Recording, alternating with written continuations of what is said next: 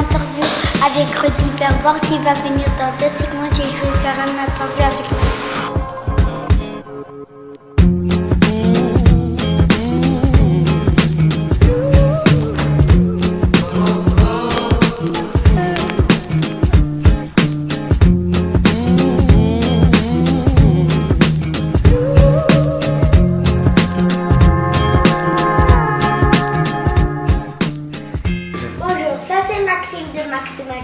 On va faire une interview avec Monsieur Rudy Vervoort, c'est qui vous allez voir. Bonjour Monsieur Rudy Vervoort. Bonjour Maxime.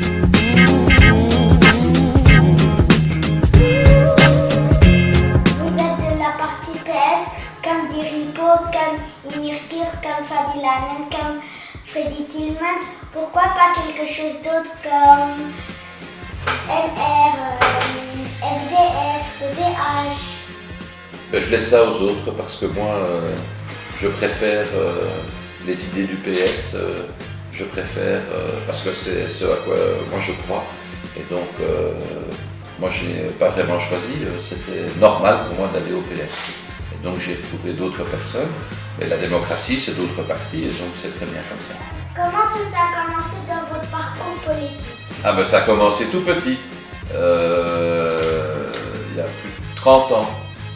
Et j'étais candidat pour la première fois à des élections communales dans ma commune. J'avais 23 ou 24 ans.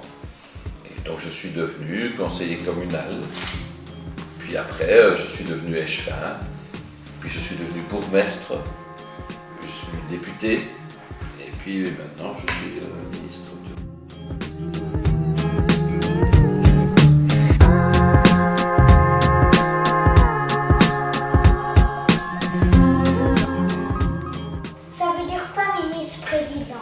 Eh bien, c'est un petit peu comme un Premier ministre, hein, qui lui s'occupe de tout le pays, mais pour la région bruxelloise. Et donc, il y a d'autres ministres qui siègent, qui font partie de ce qu'on appelle un gouvernement, et qui s'occupent des affaires de notre région, de Bruxelles. Et donc de plein de choses, décident plein de choses pour l'avenir de Bruxelles. Quand vous étiez bourgmestre des Verts, vous étiez depuis 16 ans. Mais waouh, comment les gens ils continuent à voter pour vous? Mais ça, je me le demande parfois aussi. Non, les gens votent pour moi parce qu'ils sont contents, je suppose, j'espère, qu'ils trouvent que je travaille bien, tu vois. Et donc, tant que les gens sont contents, c'est la démocratie, ils votent. Et si tu peux continuer, tu continues. Est-ce que vous adorez votre travail que vous faisiez? Oui, heureusement, parce que, oui, je dis toujours,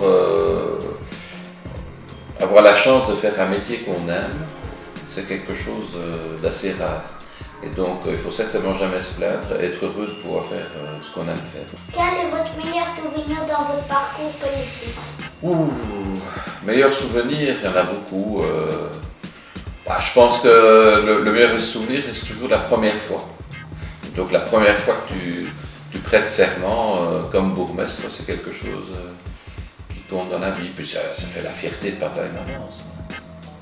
Quel est votre pire souvenir dans votre parcours politique? Le pire souvenir, je ne dirais pas, c'est souvent des souvenirs liés aux personnes.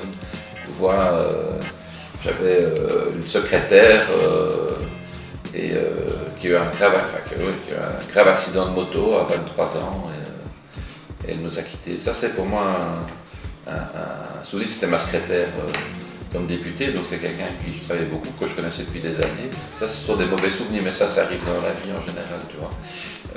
Maintenant, de souvenirs politiques dans ma fonction, je n'ai pas vraiment de mauvais souvenirs. Si vous pouvez, vous allez changer quoi dans votre parcours politique? Oh, écoute, là, je suis assez bien dans ma fonction, donc j'ai envie de continuer. Et puis tout doucement, je prends de l'âge, et donc, même s'il me reste encore quelques années, je me dis qu'il faut tout doucement aussi penser à faire autre chose dans la vie.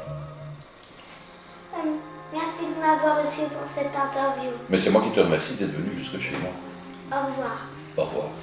Ça, c'était Maxime de Max et Mathieu. On a fait une interview avec Monsieur Rudy Vervoort. Maintenant, vous savez c'est qui? Il est de la partie PS. Au revoir. Peace.